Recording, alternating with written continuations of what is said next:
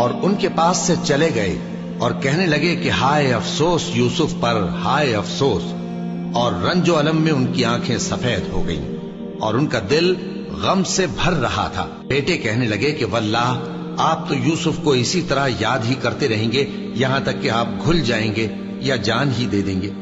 انہوں نے کہا کہ میں تو اپنے غم و اندوہ کا اظہار اللہ سے کرتا ہوں اور اللہ کی طرف سے وہ باتیں جانتا ہوں جو تم نہیں جانتے۔ اے بیٹو، یوں کرو کہ ایک دفعہ پھر جاؤ اور یوسف اور اس کے بھائی کو تلاش کرو، اور اللہ کی رحمت سے نا امید نہ ہونا کہ اللہ کی رحمت سے تو کافر لوگ ہی نا امید ہوا کرتے ہیں۔ پھر جب وہ یوسف کے پاس گئے تو کہنے لگے کہ اے عزیز، ہمیں اور ہمارے اہل و عیال کو بڑی تکلیف ہو رہی ہے اور ہم یہ تھوڑا سا سرمایہ لائے ہیں، آپ ہمیں اس کے عوض پورا غلہ دے دیجئے اور ہم پر خیرات کیجئے کہ اللہ خیرات کرنے والوں کو ثواب دیتا ہے۔ یوسف نے کہا تمہیں معلوم ہے کہ جب تم نادانی میں پھنسے ہوئے تھے تو تم نے یوسف اور اس کے بھائی کے ساتھ کیا کیا تھا؟ وہ بولے کیا واقعی تم ہی یوسف ہو؟ انہوں نے کہا ہاں میں یوسف ہوں، اور بن یامین کی طرف اشارہ کر کے کہنے لگے یہ میرا بھائی ہے، اللہ نے ہم پر بڑا احسان کیا ہے۔ جو شخص اللہ سے ڈرتا اور صبر کرتا ہے تو اللہ نیکوکاروں کا اجر ضائع نہیں کرتا۔ وہ بولے اللہ کی قسم، اللہ نے تم کو ہم پر فضیلت بخشی ہے اور بے شک ہم خطا کار تھے۔ یوسف نے کہا کہ آج کے دن تم پر کوئی ملامت نہیں، اللہ تم کو معاف کرے اور وہ سب سے بڑھ کر رحم کرنے والا ہے۔ یہ میرا کرتا لے جاؤ، پھر اسے والد صاحب کے منہ پر ڈال دینا تو وہ بینا ہو جائیں گے، اور اپنے تمام اہل و عیال کو میرے پاس لے آؤ۔ اور جب قافلہ مصر سے روانہ ہوا تو ان کے والد کہنے لگے کہ اگر مجھ کو یہ نہ کہو کہ بوڑھا بہک گیا ہے تو مجھے تو یوسف کی بو آ رہی ہے۔ وہ بولے کہ واللہ آپ اسی قدیم غلطی میں مبتلا ہیں۔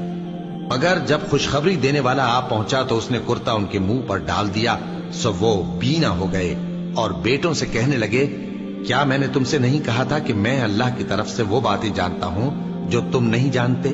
بیٹوں نے کہا کہ ابا ہمارے لیے ہمارے گناہ کی مغفرت مانگیے، بے شک ہم خطا کار تھے۔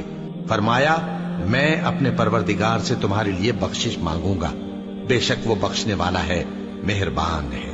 پھر جب یہ سب لوگ یوسف کے پاس پہنچے تو انہوں نے اپنے والدین کو اپنے پاس جگہ دی اور کہا مصر میں داخل ہو جائیے، اللہ نے چاہا تو امن و امان سے رہیے گا، اور اپنے والدین کو تخت پر بٹھایا اور سب ان کے آگے سجدے میں گر پڑے۔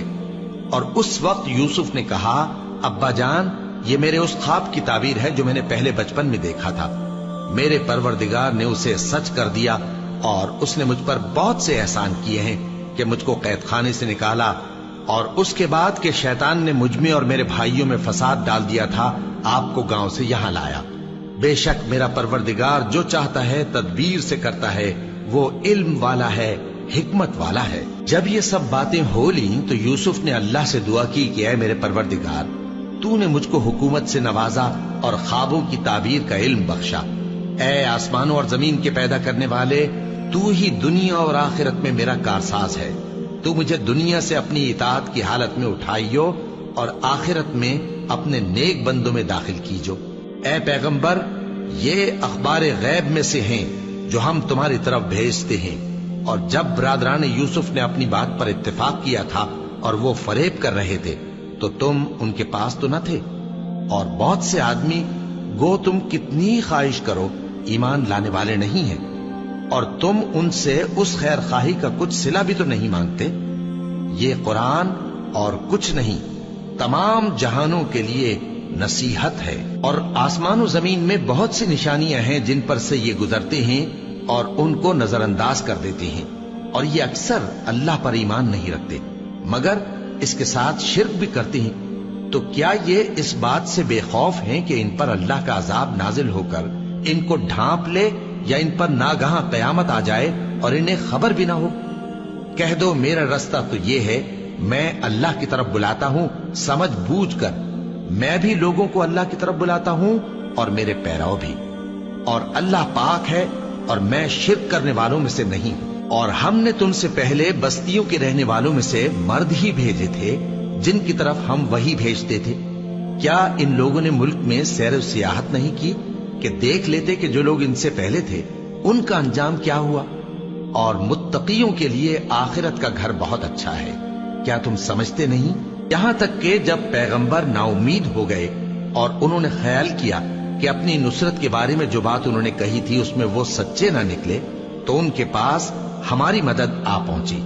پھر جسے ہم نے چاہا بچا دیا، اور ہمارا عذاب اتر کر گناہگار لوگوں سے پھیرا نہیں کرتا۔ ان کے قصے میں عقل مندوں کے لیے عبرت ہے۔